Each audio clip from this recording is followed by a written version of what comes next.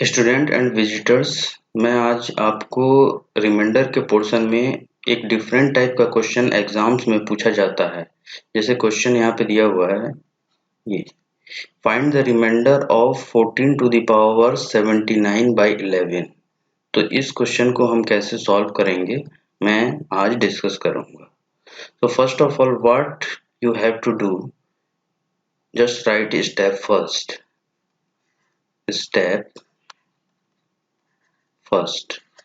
Okay, we have already studied in our previous video lecture that remainder of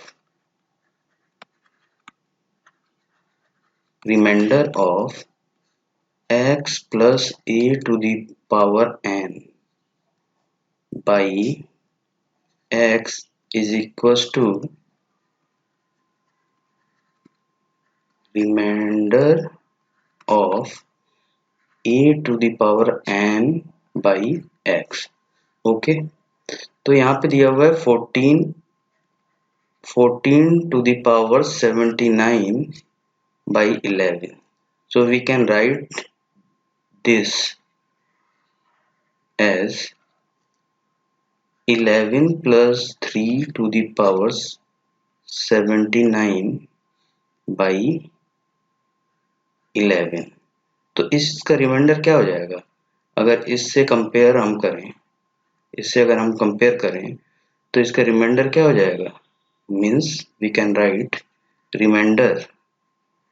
reminder of 11 plus 3 to the power 79 by 11 is equals to remainder of 3 to the power 79 by 11। ठीक है, first step में हमको ये calculate करना है। फिर आता है नीचे सेकंड स्टेप। मैं बताऊंगा आपको सेकंड स्टेप में क्या करना है। ठीक है, अब आइए step second.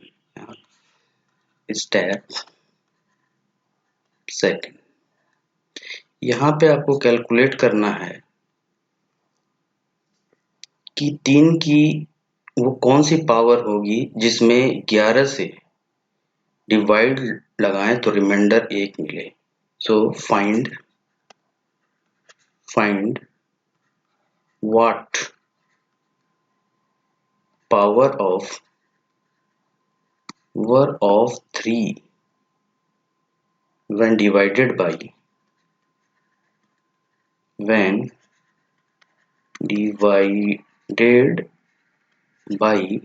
11 leaves remainder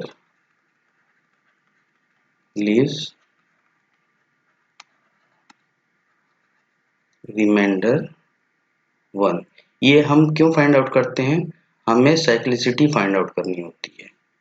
for finding cyclicity, अभी मैं बताऊंगा साइक्लिसिटी क्या होती है। फॉर फाइंडिंग साइक्लिसिटी, ठीक है। तो देखो, जैसे हम स्टार्ट करते हैं, जैसे फर्स्ट स्टेप ले लो, फर्स्ट स्टेप नहीं, फर्स्ट टर्म ले लो। यहाँ पे फर्स्ट टर्म ऐसे लेके चलते हैं।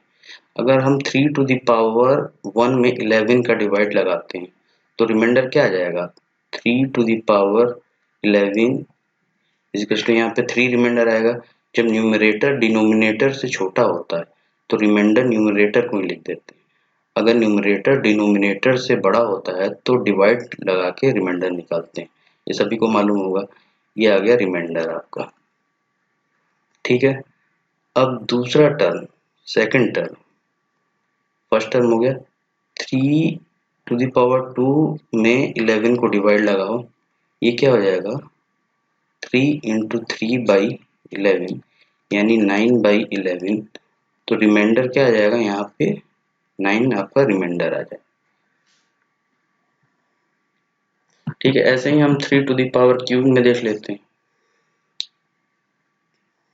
थर्ड टर्म में 3 टू द पावर 3 में अगर हम 11 का डिवाइड लगाएं तो हम इसको कैसे लिख सकते हैं? 3 to the power 2 into 3 by 11 3 to the power 2 में रिमाइंडर क्या आया था 9, तो इसको 9 इंटू 3/11 लिख सकते हैं।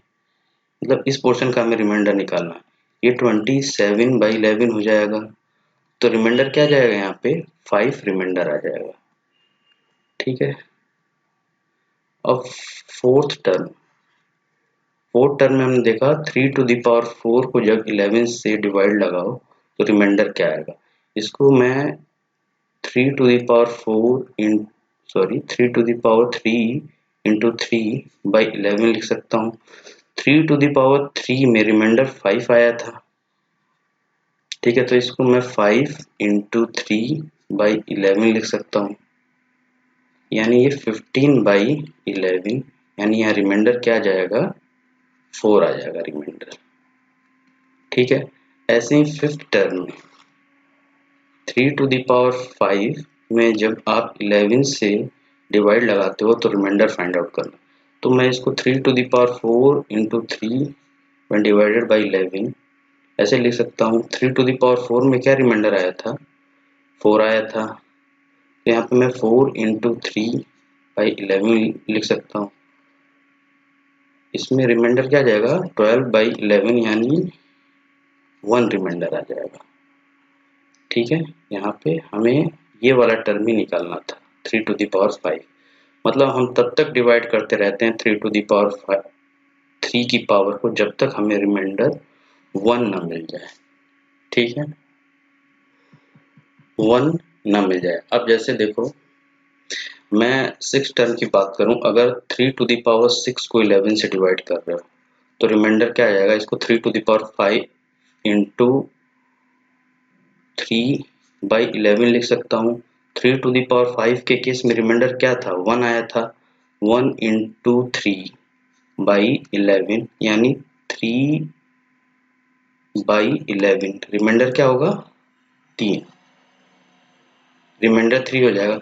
तो आगे आप देखोगे जैसे जैसे आप 3 टू द पावर 7 को लोगे, 3 टू द पावर 7 को डिवाइड करो 11 से, तो इसको मैं 3 टू द पावर 6 इंटू 3 लिख सकता हूँ बाई 11, यानी 3 टू द पावर 6 में रिमाइंडर 3 आया था।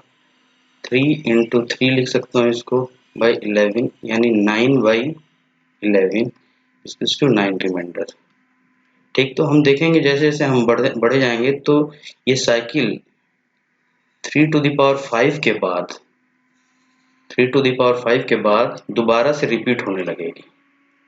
ठीक है, दोबारा से रिपीट होने लगेगी। देखो 3 to the power 1, 3 to the power 2, 3 to the power 3, 3 to the power 5, 3 to the power 5, 3 to the power 3 to the power 4, 3 to the power 5, यहाँ तक रिमाइंडर डिफरेंट है। जैसे ही हम 3 टू द पावर 6 जैसे ही हमने 3 टू द पावर 6 लिया reminder 3 आया, मतलब दोबारा ये साइकिल रिपीट होने लगी। फिर यहाँ पे देखो 3 टू द पावर 7 में रिमाइंडर 9 आया, यहाँ 3 टू द पावर 2 में रिमाइंडर था 9। तो ठीक है, तो ये साइकिल 5वें टर्म के बाद रिपीट होने लगती है, यानी इसकी साइक्लिसिटी कितनी हो जाएगी, साइक्लिसिटी 5 हो जाएगी। ठीक है, हर 5वें टर्म के बाद जो रिमाइंडर होगा वो सेम होगा। ठीक है, तो अब स्टेप 3 में आते हैं। स्टेप 3 में हमें क्या करना है, स्टेप 3 में हमें क्या करना है, find 3 to the power 79 is which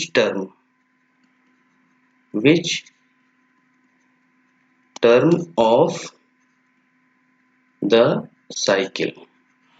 जो ये साइकिल है,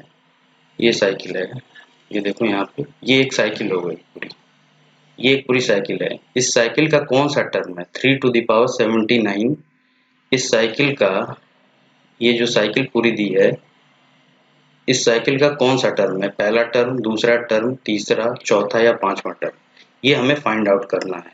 तो ठीक है, तो ये फाइंड आउट करने के लिए हमें क्या करना होगा, जो 3 की पावर दी हुई है 79 में जो साइक्लिसिटी आई है 5 साइक्लिसिटी 5 थी। इस 5 से हमें क्या करना है, यहाँ पे डिवाइड लगा देना है।